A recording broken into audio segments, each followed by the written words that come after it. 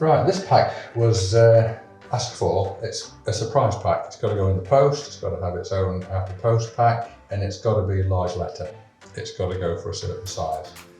So the idea of this was the element of surprise. So when you open it up, it conveys the message with something. And what we're looking for is a center panel that will sit on the inside. It folds flat, but it's elasticated, it's under tension, and it springs up and it throws some confetti out. So the recipient gets this blast of confetti. So basically, again, we've designed this around all of our standard manufacturing processes, and we can print this, we can die cut this, it's all on standard boards and standard sheets. So really, the only thing that's going to slow it down is the hand finishing content. But this is a one-piece cut and crease product, so there's no glue. That helps, keeps the cost down, but it makes an exactly perfect carrier for what we wanted in the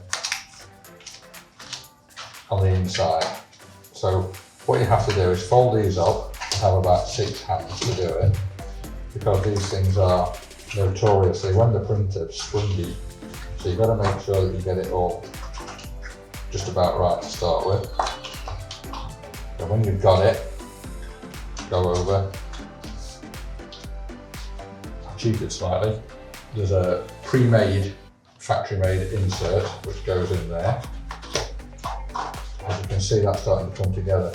So when you actually stick this together, you've got a little bit of tape on the back there. This is all to enhance the strength of it, so when it undoes, at the end, it doesn't all fall apart. But it is very, very springy, with a lot of power in the elastic band. So basically that goes in, seals itself in there quite nicely. Then we can do this one.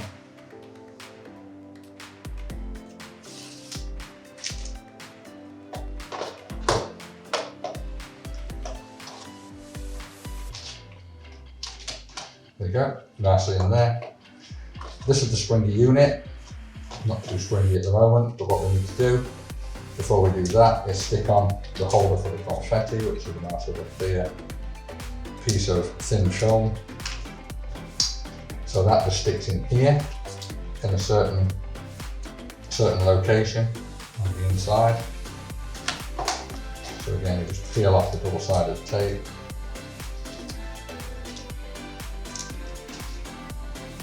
Pre-mark this, so it should look like a little bit easier.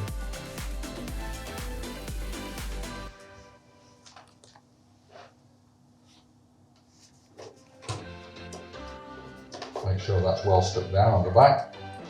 That's the carrier, so when we put our confetti in, it's nicely contained in there in its own little clear envelope, and that will go down like that, hopefully spring up. Next bit is to put in the elastic. This is always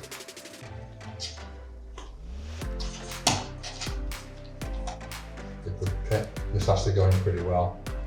Through the 2 holes for strength. This was designed, we could have done it with one single hole, but that would have made it quite weak. We need something a little bit stronger than that, so we put a double fixture at either end.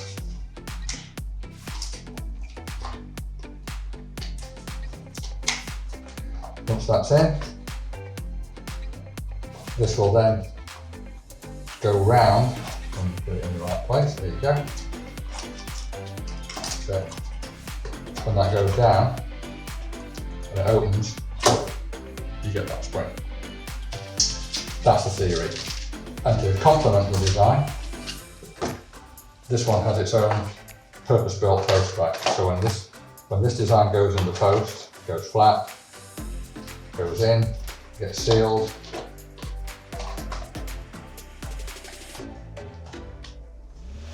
Customer gets that. But this all goes in. That's sealed down with a permanent strip. Tamper-proof tear off. Straight open. Receives its pack, opens its pack, then he gets his confetti. And the trick is, put the confetti in. It's not your average confetti that you throw to weddings. Now we need to get some of this in the right position, inside the pocket, that, and we need to get it folded up.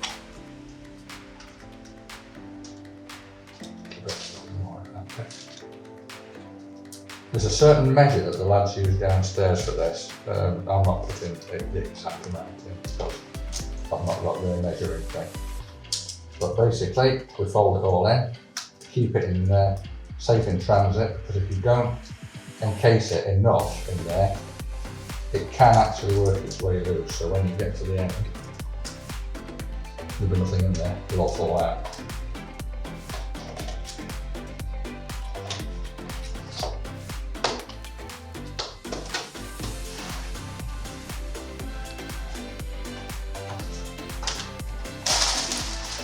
So, hopefully, the customer receives his pack,